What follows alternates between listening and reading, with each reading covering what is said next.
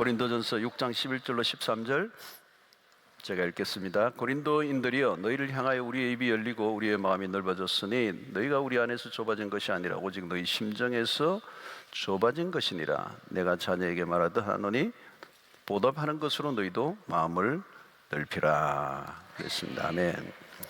자, 고린도 교회를 향한 이 바울의 애정에 섞인 표현이에요. 이 바울이 마음을 열었다. 마음을 열었다 이 말은 고린도 교회의 성도들을 받아들일 마음의 공간이 있다. 공간이 있다. 마음의 공간. 이 마음의 공간이 굉장히 중요합니다. 오늘 제가 설교를 하려고 하는 핵심인데요. 마음의 공간을 넓혀야 된다.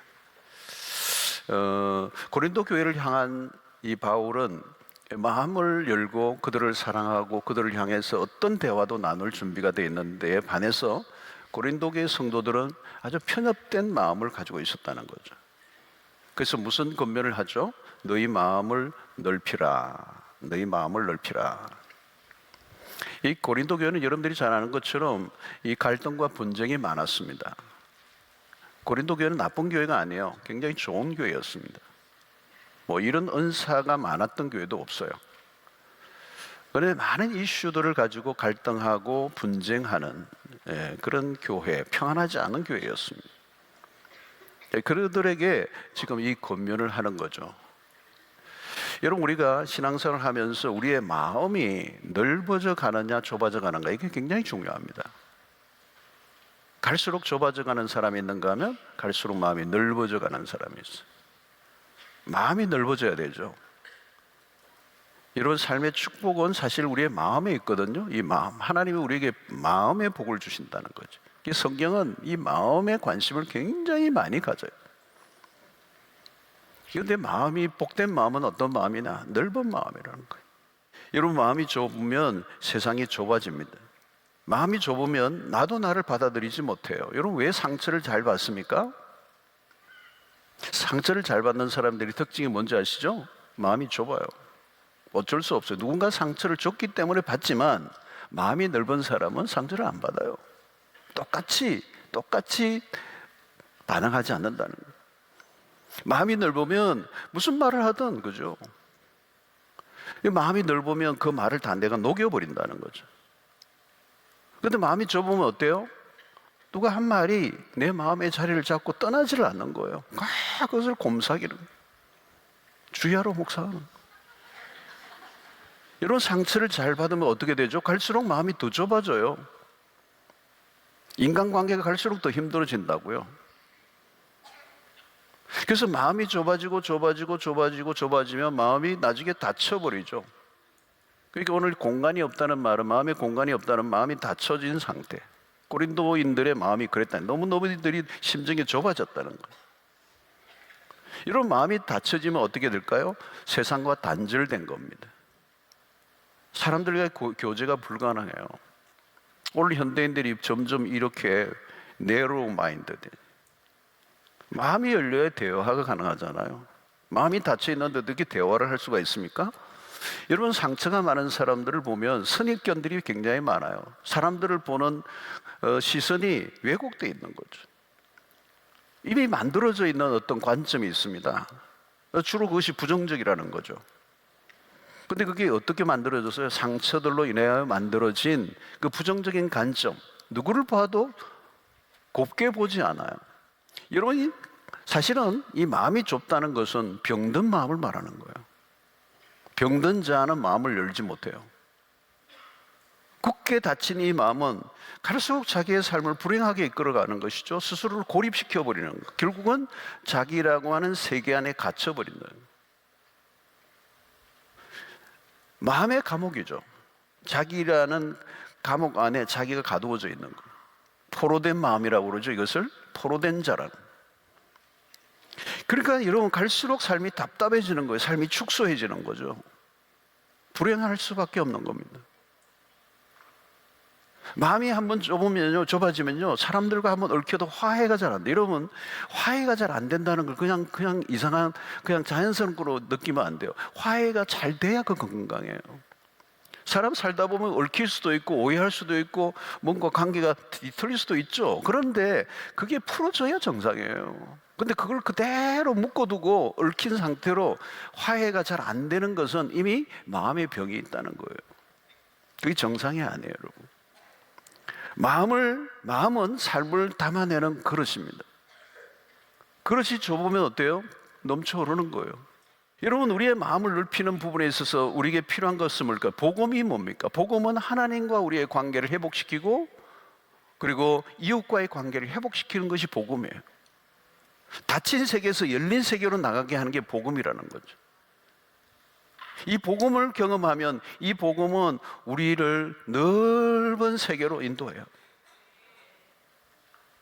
빌립보서 1장 18절 보면 그러면 무엇이냐? 그 치료로 하나 참으로 하나 무슨 방도로 하든지 전파되는 것은 그리스도니 이로써 나는 기뻐하고 또한 기뻐하리라. 이게 무슨 얘기를 하느냐면 바울이 자신이 감옥에 갇혀 있는 것으로 인하여 오히려 바울 때문에 조금 이렇게 빛을 못 본 사람들이 은근히 바울이 감옥에 갇힌 것을 즐겨하면서 좋아하는 사람들이 있었어요. 그 얘기를 감옥에 있는 바울이 들었어요. 꼭 또 그런 얘기는 안 전해줘도 되는데 전해주는 사람이 있어요. 당신 감옥에 있는 걸 좋아하는 아무개가 있다고. 여러분, 그런 얘기를 들으면 어떻겠어요, 여러분? 열이 나야 되죠. 화가 나야 돼요. 근데 바울은 오늘 이렇게 한 거예요. 상관없다는 거예요. 자기의 관심은 내가 뭐 사람들에게 인정을 받느냐, 내가 어떻게 되느냐가 중요한 게 아니고 복음이 전파되면 나는 기뻐하고 기뻐하겠다. 속이 상하는 일이에요, 사실은 인간적으로는. 근데 바울의 초점은 자기가 뭐예요? 자신에 대한 관심이 아니에요. 내가 어떻게 취급을 받느냐, 그게 중요하지 않다는 거예요. 그의 초점은 오직 하나, 복음이 전파되는 거. 복음이 전파되기만 한다면 난 그것으로 충분하다. 여러분, 바울의 당연한 반응이에요. 왜 그렇습니까? 바울은 지금 복음에 사로잡혀 있어요. 마음이 어마어마하게 넓어져 있는 거예요. 바울이 여러분 복음의 반대편에 서 있었던 사람입니다. 그런데 그리스도가 그를 만나주시고 품어주셨죠. 그 복음의 엄청난 폭에 바울이 안긴 거예요. 그렇게 예수를 믿는 사람을 잡아가다가 죽으려고 했던 그 편협한 율법주의에 사로잡혀 있던 이 바울을, 그 교회를 핍박하던 그 바울을 예수님이 끌어안아주신 거잖아요. 그러니까 복음의 용광로 안에 한번 들어가 본 사람이에요, 바울은. 이 복음이 어떤 편협도 편견도 없이 anybody, 누구든지 받아 품어주고 사랑하는 그 하나님의 마음을 경험한 거죠. 그 복음을 경험하면 마음이 확 열리게 돼 있어요. 여러분, 복음이 뭐예요? 여러분, 요한복음 3장 16절이 뭐라고 그러죠? 하나님이 세상을 이처럼 사랑하사 독생자를 주셨으니, 세상을 이처럼 사랑하사 모든 만민을 품으시는 복음이에요. 원수까지 사랑하시고 하나님을 대적하는 인간을 품어내시는 이 복음. 그 복음을 경험하니까 바울은 빌립보서 4장 5절 이렇게 얘기해요. 너희 관용을 모든 사람에게 알게 하라. 주께서 가까우시니라. 바울은 관용을 강조해요. 복음은 우리로 하여금 관용하게 한다, 포용하게 한다는 거예요. 품어내게 한다는 거예요. 고린도 교회 안에서 사람들은 서로 막 비판하는 거예요. 자잘한 주제를 가지고, 본질적인 주제 아니고 핵심적인 진리도 아닌데 그런 거 가지고 주변의 사이드 이슈를 가지고 서로 그냥 아웅다웅하고 있는 거예요. 바울은 복음을 경험하고 나니까 복음 안에서 너희 관용을 모든 사람에게 알거라. 복음을 경험한 사람이라면 포용력을 가져야 된다는 거예요. 여러분, 비판 정신이 필요해요. 문제는 그 비판의 영으로 가득한 사람들. 때로는 우리가 실수를 해서 누군가를 비판할 수 있어요. 근데 비판의 영이 사로잡혀 있어서 항상 비난하는 사람들이 있어요. 그건 문제가 심각하죠, 여러분. 항상 깎아내리는 거예요. 다른 사람 얘기를 항상 비하하는 거예요. 남의 일을 그냥 지적하는 일에 그냥 생명을 건 사람들. 여러분, 마음이 좁은 사람의 특징이 있습니다. 마음이 좁으면 어쩔 수 없이 교제권이 폭이 좁아져요. 좋아하는 사람만 만나요. 싫은 사람과는 상종을 하지 않아요. 자연이 어떻게 돼요? 이러면 파벌을 만드는 거예요. 싫은 사람을 대놓고 싫어하는 거죠. 경계선을 딱 그어버리고 선이 강해요. 그 선을 결코 넘어가지도 못하고 넘어오기도 못하고. 여러분 세상을 보십시오. 얼마나 많은 경계선이 있는지 몰라요. 너는 나와 달라. 선 안에 살아가는 거죠. 그래서 특정한 부류의 사람들끼리만 만나잖아요. 이 세상을 보면 클래스가 다 정해져 있어요. 부류가 있다는 거예요. 근데 여러분 예수님을 보십시오. 예수님은 선을 다 넘나들었어요. 예수님이 못 만날 사람이 아무도 없었어요. 복음이 그렇다는 거예요, 여러분. 복음은 선을 지우는 거예요. 사람은 선을 만들고, 선을 긋고, 경계선을 만들고, 자기 아는 테두리를 만들고, 울타리를 치고, 벽을 쌓고, 성을 만들고, 그런데 하나님은 그걸 다 허물어 버리신다. 예수님은 사람들이 선을 그어놓은 그 사람들에게로 들어가셨어요. 죄인과 창기와 세리들을 만나주셨어요. 그 시대의 아웃사이더들을 만나주셨다는 거예요. 같이 식탁 교제를 나누시고 당대의 최고 지도자들이 끓이는 사람들과 어울리셨어요. 그 예수님의 그 모습을 보고 바리새인과 서기관들은 비난을 했죠. 근데 그들은 뭐예요? 그들의 세계에 갇혀 있는 거죠. 그래서 예수님이 무슨 말씀합니까? 나는 건강한 자를 위해서 온 게 아니다. 나는 병든 자를 위해서 왔다. 여러분 인간은 끊임없이 선을 끊는 일을 해요. 그러나 주님은 끊임없이 선을 지우십니다. 예수님은 선이 없으신 분이에요. 사실은 선을 넘나듬는 분이십니다. 여러분 내가 선을 끊는 순간 무슨 일이 벌어집니까? 내가 선 안에 갇혀버려요. 선을 끊는 사람들은 흥미로워요. 자신이 선을 그어놓고 예수님을 자신의 선 안으로 들어오라고 그래요. 예수님도 우리 편 하시죠? 이러면서 요요 다 붙어라 뭐 이러면서 그런 거죠. 우리가 예수님에게 속해야죠. 우리가 살다 보면 자꾸 경계선이 생기는 거죠. 복음은 경계선을 허물어요. 그래서 마음이 넓어져 가는 것은 결국 그리스도를 본받는 삶이고, 그리스도를 본받는 삶을 빌립보서 2장 5절로 8절에서 아주 핵심적인 말씀을 하시죠. 너희 안에 이 마음을 품으라.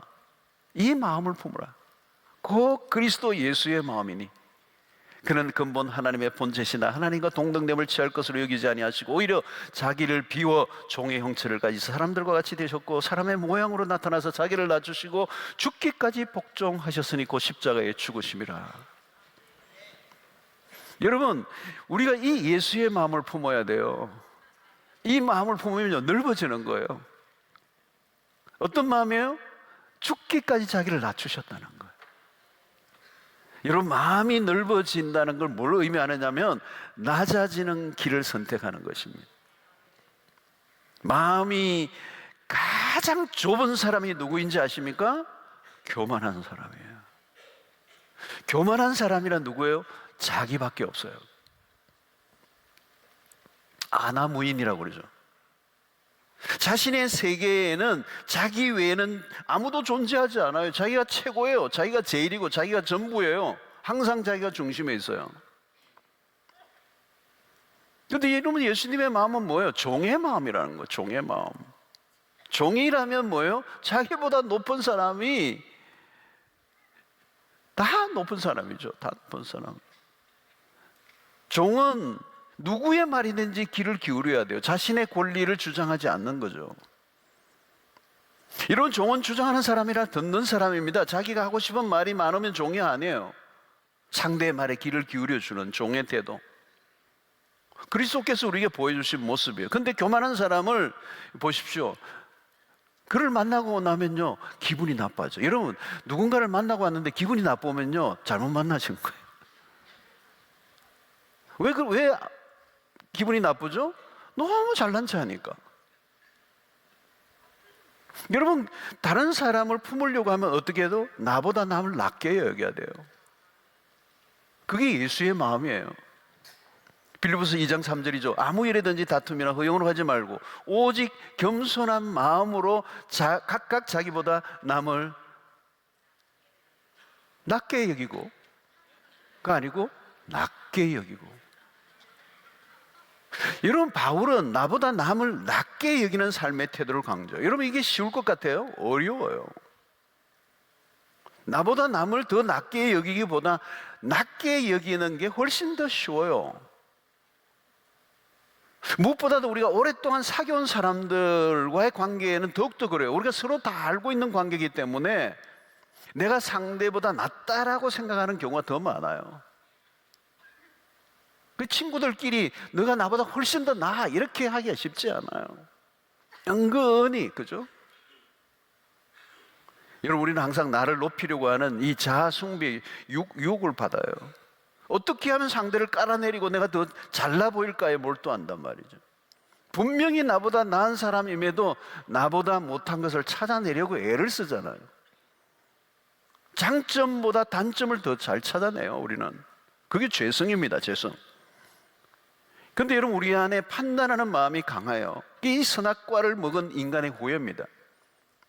근데 예수님의 마음은 달라요. 낮아지고 낮아진 마음. 이 겸손은 십자가에서 만나는 거죠. 낮아진 마음은 뭐예요? 다 품는 것입니다. 여러분, 저절로 관용이 생기는 게 아닙니다. 나보다 더 나아 보인다면 어떻게 할까요, 여러분? 바울은 복음을 경험하고 난 다음에 마음이 넓어졌어요. 그 이전에는 굉장히 좁은 마음이었어요. 이 좁은 마음이 무엇으로 표현돼서 살기등등했다는 거예요. 예수 믿는 사람들을 잡아가두고 죽이려고 애를 썼습니다. 이 교만한 마음은 사리가 가득한 거죠. 여러분, 유대인을 학살한 이 독일의 나치하에 유대인들을 학살했던 그 가운데도 민족적 우월주의가 있었잖아요. 결국 열등한 민족들을 없애야 한다라고 하는 이 주장, 여기에는 다인의 진화론과 같은 학설들이 뒷받침해 주니까, 그죠? 일어난 일이잖아요. 끔찍한 역사의 그런 잔혹한 살인, 대학살극을 풀린 거잖아요. 여러분, 마음이 좁아진다는 건 그런 의미에서 굉장히 무서운 거예요. 결국은 사람을 죽이는 단계까지 가는 거예요. 정오심까지. 그 정오심에서 벗어나지 못하게 되는. 바울은 복음을 경험하고 난 다음에는 그에게 일어난 증상이 뭐예요? 자신을 보는 시각에서부터 바뀌었어요. 자신을 어떻게 해요? 죄인 중에 괴수라고 그랬어요. 만삭되지 못하여 난자와 같다 그래요. 이전에는 전혀 가지지 못한 새로운 관점이에요. 아무나 쉽게 여러분 겸손해지지 않아요. 내가 얼마나 못난 사람인가를 계속적으로 경험하지 않으면 우리는 겸손할 수가 없어요. 남을 나보다 낫게 여기기 어려워요. 바울은 복음 앞에 서니까 자신의 과거가 선명하게 보인 거거든요. 그의 과거의 실패가 선명하게 보였어요. 그리고 그 복음 안에서 자기의 과거를 모습을 보니까 자신보다 더 악한 사람이 없어 보여요. 그런데 그 복음이 나를 받아준 거잖아요. 겸손하지 않을래야 않을 수가 없는 거예요. 여러분, 바울은 이 복음의 광대함에 전율을 합니다. 자신과 같은 죄인을 받아주셨다는 것에 충격을 받습니다. 그럼 밑바닥까지 내려가 본 거죠. 죄인 중에 괴수라고 할 정도의 고백까지 나온 것은 자기의 밑바닥까지 내려간 거예요. 그를 품어주신 그 복음, 그 복음을 경험하고 나니까 그 복음의 렌즈를 통하여 다른 사람들을 바라보니까 관점이 바뀐 거예요. 다른 사람들은 다 나보다 나아 보인 거예요. 복음을 경험하면 그게 나와요, 여러분. 복음을 경험하기 전에는 내가 낫다라고 하는 이 우월감이 안 떠나요. 끊임없이 다른 사람의 약점과 문제를 찾아내고 비난하고 그를 비난함으로 나의 우월감을, 나의 자랑을 돋보이게 하려고 하는 것이 우리의 죄성이란 말이에요. 근데 복음을 경험하고 나니까 그게 아니에요. 나만큼 죄인이 없어 보여. 나같이 이렇게 악독한 인간을 품어내신 복음 앞에 무너지는 거예요. 이런 마음이 넓다는 것은 뭘 의미합니까? 이 겸손을 의미하는 거예요. 겸손. 겸손할수록 여러분 마음이 넓어지는 거예요. 마음이 넓을수록 세상을 품는 겁니다. 여러분, 낮은 곳에 사람들이 모여요. 겸손한 사람 주변에 사람들이 모인다. 여러분, 다윗이 그냥 쫓겨다니면서 유랑 생활을 하는데도요, 다윗 주변에 사람들이 몰려들기 시작해요. 나중에 그들이 이스라엘의 구국 공신들이 돼요. 다윗과 함께 나라를 세우는데 공신들이 돼요. 여러분, 교만한 사람들 주변에는 사람이 없어요. 있을 수가 없어요. 누구도 품을 수 없는데 어떻게 그 마음에 그 주변에 사람들이 있겠어요? 여러분, 마음이 넓어지면요, 부유한 삶을 살아요. 그 부유한 삶이란 딴 게 아니에요. 천국을 누려요. 그래서 여러분, 마태복음의 팔복이 그런 거잖아요. 그 팔복이 천국인의 삶을 누리는 복을 말하는, 복이 있는 자들은, 행복한 자들은 어떤 사람인가? 여러분, 5장 5절을 보시면 온유한 자는 복이 있나니 그들이 땅을 기업으로 받을 것이다 그래요. 여러분, 이게 이해가 잘 안 되는 말씀이에요, 사실은. 여러분, 세상에 가서 온유하면 다 망할 것처럼 보이잖아요. 그건 말도 안 되는, 세상에서는 강해 보여야 되잖아요, 여러분. 세야 되잖아요. 투쟁해야 되고, 그냥 뭔가 쟁취해내야 되고, 온유하면 그냥 말도 안 될 것 같은 세상이잖아요. 근데 그들이 땅을 기업으로 차지할 것이라는, 도대체 무슨 얘기예요? 살벌한 세상에서 악을 쓰며 살아도 모자랄 판에 온유하면 가지고 있던 것까지도 다 빼앗길 텐데 어떻게 성경은 이게 복이 있다라고 얘기하는 거냐는 거죠. 여러분, 여기서 매우 중요한 것은, 여러분, 우리 인생을 길게 보여야 돼요. 길게 봐야 돼요. 강해 보이는 것 같은데요, 빨리 죽어요. 지금 당장 이기는 것 같아 보이지만 그것은 이기는 게 아니에요. 온유한 사람이어야 끝까지 가요. 모세는 여러분 강한 자였습니다. 그죠? 40년 바로의 공주의 아들의 위치에서 40년 동안, 그죠? 왕실 생활을 했잖아요. 나는 뭔가 할 수 있는 사람인 것처럼 착각했잖아요. 그죠? 강한 성격이에요, 모세가. 뭘 했어요? 사람을 죽여요. 그리고 광야로 도망치죠. 40년 동안 광야에서 묻혀 지내는 동안 어떻게 돼요? 그가 온유한 자가 돼요. 하나님이 언제부터 쓰시는 줄 아세요? 사람을 온유한 자가 될 때부터 쓰세요. 강할 때 안 쓰세요. 쓸 수가 없어요. 자기 길을 가는 사람이기 때문에. 온유한 자예요. 온유한 자는 뭐예요? 팔복에 의하면 오른밤을 치면 왼밤을 돌려대는 사람이에요. 오른밤을 치면 왼밤을 돌려댄다는 말은 뭐예요, 여러분? 자기의 힘을 뺀 상태예요. 자기의 힘을 주지 않아요. 힘을 가졌으면 같이 때려야죠. 그런데 내 힘을 무장 해제시키는 거예요. 그냥 맞는 거예요.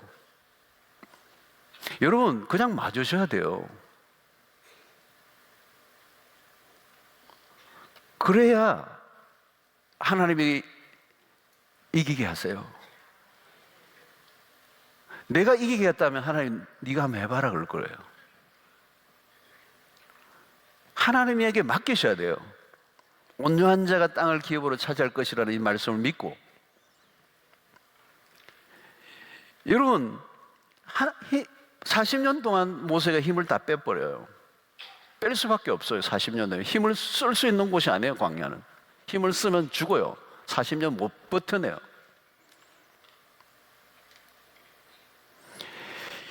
완전히 힘을 빼고 나니까 하나님이 그를 부르셔요. 어느 정도 힘이 빠져서요, 하나님 모세 타는 불꽃 가운데 부르시는데, 부르니까 모세가 그래요. 나 말도 못하는데요, 그래요. 왜 말을 못해요, 여러분?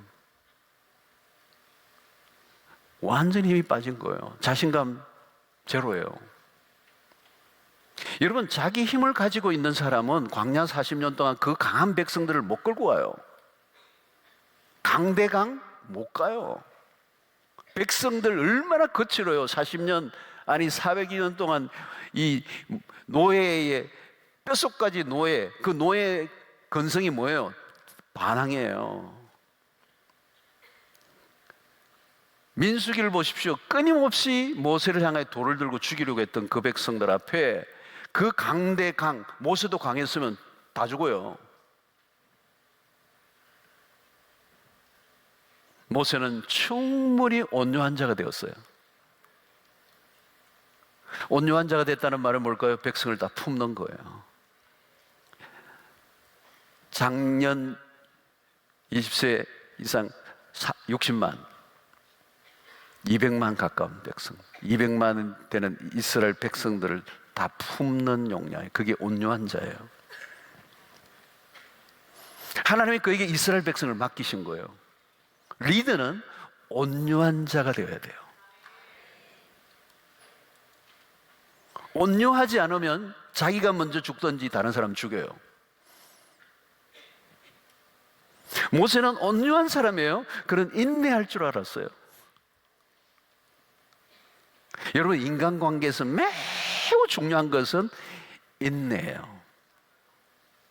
오래 참는 거예요. 모세는 이스라엘 백성들을 광야로 이끌어낼 때 그 원망하고 불평하는 백성들을 끊임없이 품어내요.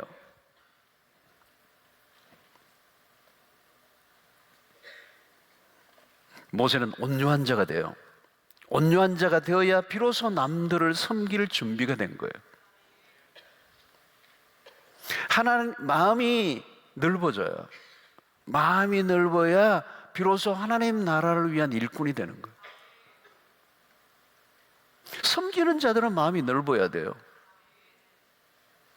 자기를 비워 오히려 종의 형체를 가지는 마음이 온유한 자가 돼요. 리더십은 누구예요? 품는 사람이에요. 품는 용량만큼 리더십이 결정돼요. 모세를 보십시오. 나중에 보면 모세는 하나님이 그 백성들을 향하여 다 진멸하겠다고 말씀하시고 화가 나셨어요. 얼마나 반항하는 그 백성들. 근데 모세는요, 뭐라고 해요? 제 백성을 죽이시려고 하면 나를 죽여주십시오. 여러분, 백성들이 진짜 반역하고 할 때 모세도 열이 받았겠죠. 자기도 죽이려고 했으니까. 하나님이 죽이겠다 그러면 잘 됐습니다. 죽이십시오. 얼마나 애를 먹였어요, 그 백성들이. 얼마나 속상하게 만들었어요. 근데 모세는 그들을 봐달라고요. 자기 목숨을 내걸고 기도를 해요. 이 백성 하나님 살려달라고. 죽이시려고 하면 나도 죽이라고. 이스라엘 백성을 품습니다. 모세는 모세예요. 광야 40년 백성을 이끕니다. 모두 노예들, 원망과 불평을 쏟아내고 진짜 말 안 듣는 그 백성들, 속이 얼마나 상했겠어요. 그런데 그런 끊임없이 그 백성을 품습니다. 여러분, 우리가 사역을 하거나 교회에서 봉사를 하거나 신앙생활을 하고 공동체에 있다 보면요, 우리도 모르게 속이 좁아질 수 있어요. 속상한 일들 자꾸 겪다 보면 마음이 다쳐요. 그러면 자꾸 narrow mind가 돼요. narrow mind. 상처를 받죠. 그럼 자꾸 웅크리게 되죠. 여러분, 모세는 달라요. 그는 당신의 백성들을 품습니다. 하나님 아버지의 마음을 담고 있는 거죠. 그는 백성들이 반역하고 힘들게 할 때마다 대응하지 않습니다. 하나님께 무릎을 꿇습니다. 그런 백성들을 품어내는 거죠. 여러분, 누가 지도자입니까? 품는 사람이에요. 가슴이 넓은 사람. 잘 토라지는 사람은 리더가 될 수 없어요. 리더는 속이 깊어야 돼요. 속이 깊어야 감정이 끓지를 않아요. 마음이 좁아지는 순간 끝입니다. 더 이상 쓰임 받을 수 없어요. 구약의 사울을 보십시오. 그런 다윗을 품지 못해요. 사울은 천천히요 다윗은 만만이라. 이 여인들의 이 노래소리, 빌보드 차트 넘버원. 틀기만 하면 그 노래가 나오는 거예요. 미치는 거예요. 이 여인들의 노래소리에 분노합니다. 다윗을 향한 증오심이 불타오르죠. 여러분, 질투심은 좁아진 마음을 말하는 거예요. 일개 왕인데 그 다윗을 못 품어내는 거예요. 그 순간 어떻게 되죠, 여러분? 그 성경을 보면 재밌어요. 이 질투심에 사로잡혀 있는 이 사울은요, 그 모든 시선이 다윗에게로 집중해요. 다윗에게 고정돼요. 다윗만 바라봐요. 다윗이 어디 갔는가, 어디 있는가, 다윗을 죽이려고. 얼마나 좁아진 마음이에요. 여러분, 질투심이 생기면 사람을 배척합니다. 대적 관계를 만듭니다. 결국 사울의 인생은 불행해지죠. 그런데 반면에 다윗은 사울을 정오하지 않습니다. 다윗은 도망을 치지만 다윗에게로 오히려 사람들이 모여요. 그 마음이 넓은 자에게로 사람이 모이는 겁니다. 여러분, 요셉 보세요. 형들을 용서해요. 형들을 품어요. 여러분, 마음이 넓어진 만큼 하나님이 쓰십니다. 애굽의 총리의 자리에 앉잖아요. 마음을 넓혀보세요. 남의 얘기니까 쉬운 건 아니죠, 여러분. 어떻게 그렇게 이영말이 남의 나라에 팔려가고 죽을 고생을 하고 자기를 죽이려고 했던 그 형들로 인해서 받았던 이 상처와 아픔과 고통은 말로도 할 수 없는 거잖아요. 그런데 여러분, 하나님의 은혜 안에서 그 형들을 품어낼 수 있는 마음을 넓히니까 형들만 품어낸 게 아니죠. 결국은 애굽을, 그리고 애굽의 주변 나라까지 품게 되고, 그것으로 인하여 그 야곱가를 고센 땅으로 불러내고, 그 고센 땅에서 히브리 민족을 일으키게 되는 어마어마한 하나님의 역사를 만들어내는 출발점이 된 거예요. 여러분, 나를 힘들게 하는 사람들이 있습니까? 품어서 해야 돼요. 나를 힘들게 하는 사람을 하나님 붙여주신 이유는 그 사람을 품으라고 하는 거예요. 여러분, 목회자들도요, 나보다 설교를 잘하고 목회를 잘하는 사람이 있으면 축복하고 싶어요, 시기 질투할 것 같아요. 인정을 하면 되는데 그게 쉽지 않아요. 유명한 일화가 하나 있어요. F.B. 마이어라고 하는 목사님이 있어요. 이분도 굉장히 유명한 목사님이에요. 근데 그가 목회하던 시절에 누가 나타나느냐면 시대를 흔들어 놓는 설교의 황태자 찰스 스펄전이 등장하는 거예요. 이 찰스 스펄전은 여러분, 이 신화적인 존재예요. 근데 문제는 뭐냐면 사람들이 자꾸 마이어 목사님에게 들려오는 소리가, 스펄전 목사님, 스펄전은 저렇게 나이가 어린데도 저런 설교를 하는데 우리 목사는 왜 저러지? 뭐 이런 거예요. 자꾸 이게 들리니까 시험에 드는 거예요. 그러니까 어느 날 이 F. 마이어 목사님이, 저 인간 때문에 내가 이렇게 저평가를 받다니,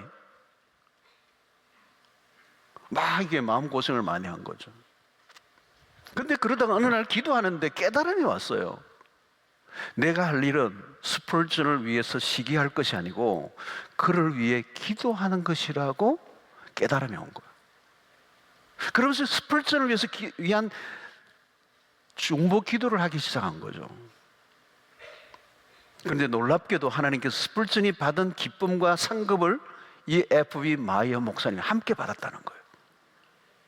다른 사람을 축복하기 시작하자 마이어 목사님의 마음이 넓어지기 시작하고, 넓어지기 시작하고 그를 축복하자 그 대상자에게, 그 대상자가 받은 복이 나에게도 넘어오는 거예요. 이 F.B. 마이어 목사님은 굉장히 탁월한 설교자로 평가되고 있어요. 사랑하는 성도 여러분, 대개는 나보다 나은 사람을 보면 비난을 해요. 시기하고 질투하고 입을 삐죽거리고. 그러면 여러분이 잘못하면 입이 돌아갈 수 있습니다. 위하여 기도하시기 바랍니다. 내가 축복하면 그 사람이 받는 복을 나도 받아요. 할렐루야. 시기와 질투가 일어나면 이기는 길은 뭐예요? 적극적으로 축복하는 거예요. 시기심이 오면, 질투가 생기면 그를 축복하라는 거예요.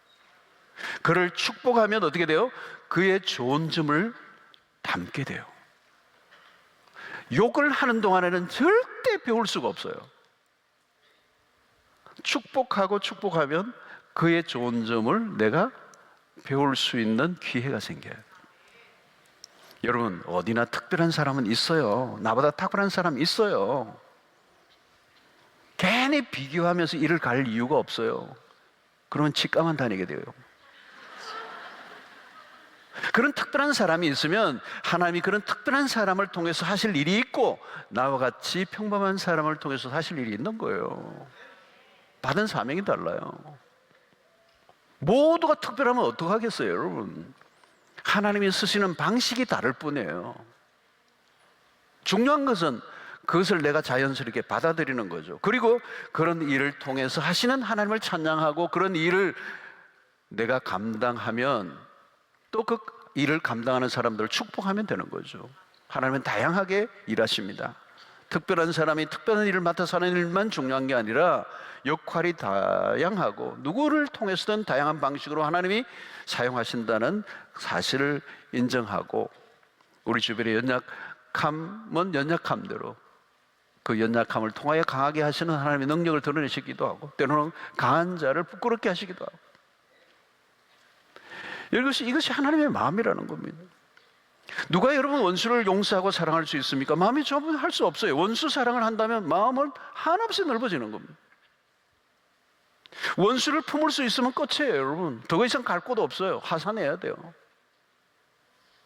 여러분, 마음이 넓어지면 이해력이 높아집니다. 이해와 공감 능력이 커져가는 거죠. 이해 폭이 좁을수록 여러분 삶은 축소될 수밖에 없습니다. 여러분, 사이코패스가 뭐예요? 공감 능력이 전혀 없다는 거 아니에요. 전혀 느낌이 없어요. 나는 공감이 안 된다는 거죠. 다른 사람의 고통에 전혀 전이가 안 돼. 그러니까 사회생활을 할 수 없어요. 그래서 소시오패스가 되는 거잖아요. 여러분, 중요한 것은 내가 이해가 안 되는 것들을 우리가 만날 때가 많아요. 그런데 이해가 안 되는 건 내가 지금 이해 안 되는 거지, 그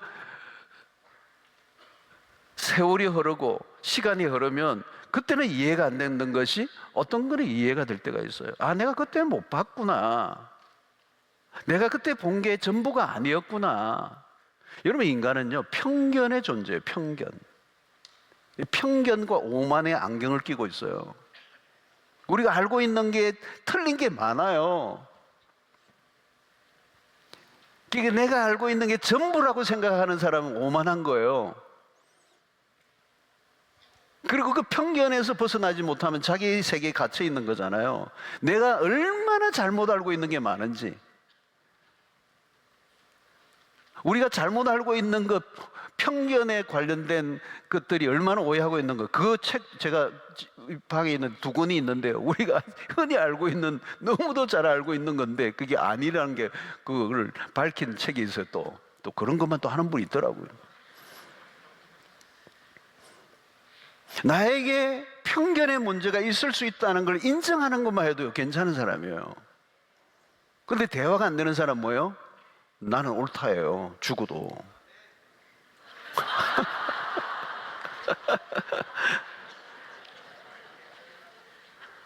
편견과 무지가 생기면요, 거기서 독선이 나오잖아요. 이 독선은 지독하게 좁아진 마음을 말하는 거예요. 다른 세계를 인정하지 않아요. 죽어도 옳다예요, 죽어도 옳다. 여러분, 편견에 사로잡힌 사람들의 특징 중 하나는 집착이에요. 그래서 편견과 집착은 같이 다니는 거예요.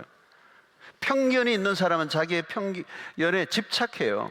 다른 사람의 말에 귀를 기울이지 않아요. 듣지 않아요. 다친 구도예요. 그냥 다친 게 아니죠.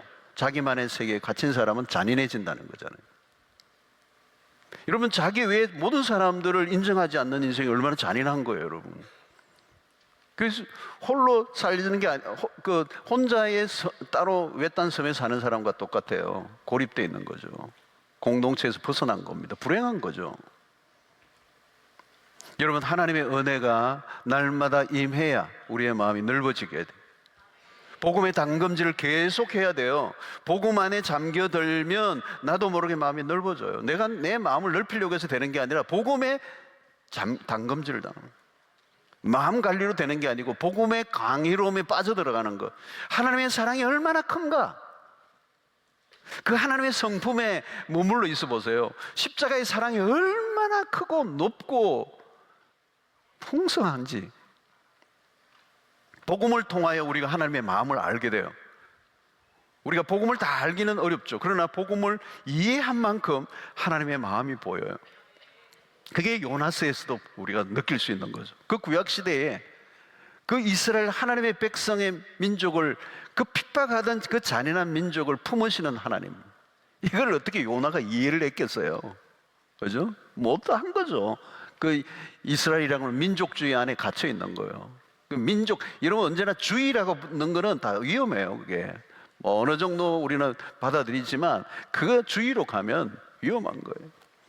십자가를 계속 묵상하다 보면 하나님의 마음이 얼마나 크고 넓은가를 알 수 있어요. 오늘 이 세상이 잔인해져 가고 있어요. 극한 대립이. 여기에는 무슨 뭐 타협점이 없어요. 갈 때까지 가는 거죠. 사랑하는 성도 여러분, 나만을 위해 기도하지 마십시오. 나만의 복을 구하지 마십시오. 나만의 복은 없어요, 여러분. 나만 복을 받아서 어떡하겠다는 거예요? 내 옆에 사람이 같이 복을 받으면 내가 진짜 복이에요. 그죠? 나에게 복을 주시는 이유는 다른 사람에게 복을 주시라고 하는 거예요. 오늘도 내가 기도하는 이유는 나만 잘 살겠다는 게 아니고 다른 사람을 위해서, 누군가를 위해서 기도한 덕분에 내가 살았고, 이제 나도 또 누군가를 위해서 기도하는, 그것을 통하여 하나님의 나라를 세워가는 거예요. 그래서 우리의 기도는 뭐예요? 온 땅을 품는 것입니다.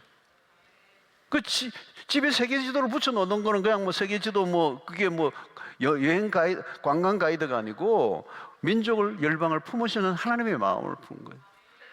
지금도 여러분 중동 땅에는 핍박 가운데 있거든요.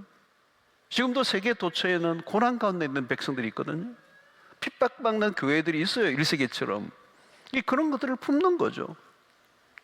우리의 좁아진 세계에서 우리의 마음을 넓혀서 월드 크리스찬, 세계를 품는 그리스도인, 공동체 의식, 독선과 아집, 편견과 거만에서 벗어나 하나님의 세상을 이처럼 사랑하셨던 그 세상을 품어내는, 모든 사람들이 배척하고 거부하고 아웃사이더로 만들어낸 그 세상의 한가운데 들어가서 리콘실리에이션, 화해케 하고 관용을 베풀고 그리스도의 사랑으로, 하나님의 사랑이, 여러분, 하나님의 사랑이 어느 정도 크는지 우리는 알 길이 없어요.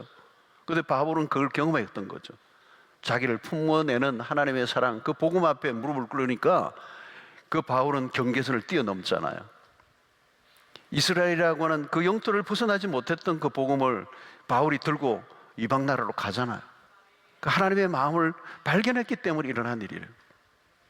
여러분, 오늘 우리가 세상에 살아가면서 복음을 더 경험하고 더 경험하면서 여러분들의 마음이 넓어지고 넓어졌어요.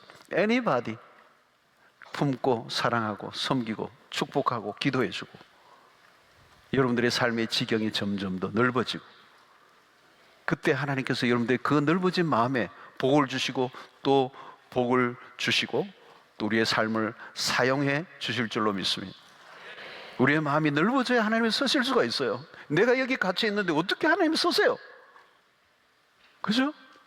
근데 내가 내 경계선을 만들어버려요. 내 아집과 독선과 편견이 나의 세계를 너무 좁게 만들어서 한 발도 앞으로 못 나가게 하니까 얼마나 불행한 삶을 살아요. 사기를 당한 것 때문에 모든 사람이 사기꾼이라고 여기는 그 삶이 얼마나 불행하겠어요, 여러분. 상처로 인하여 다른 사람에게 마음의 문을 열지 못하고 그 어두운 방 안에서 혼자 갇혀있는 삶이 얼마나 불행한 삶이겠어요. 하나님이 세상을 이처럼 사랑하셨던 그 사랑을 오늘 여러분들의 삶을 통해 풀어내는 이에 여러분들을 불러내시고 여러분들을 사용하기를 원하십니다. 내 마음을, 너희 마음을 넓히라. 여러분들의 마음이 넓혀질 때 하나님이 여러분들에게 놀라운 역사를 여러분들을 통해서 이루어 가실 줄로 믿습니다.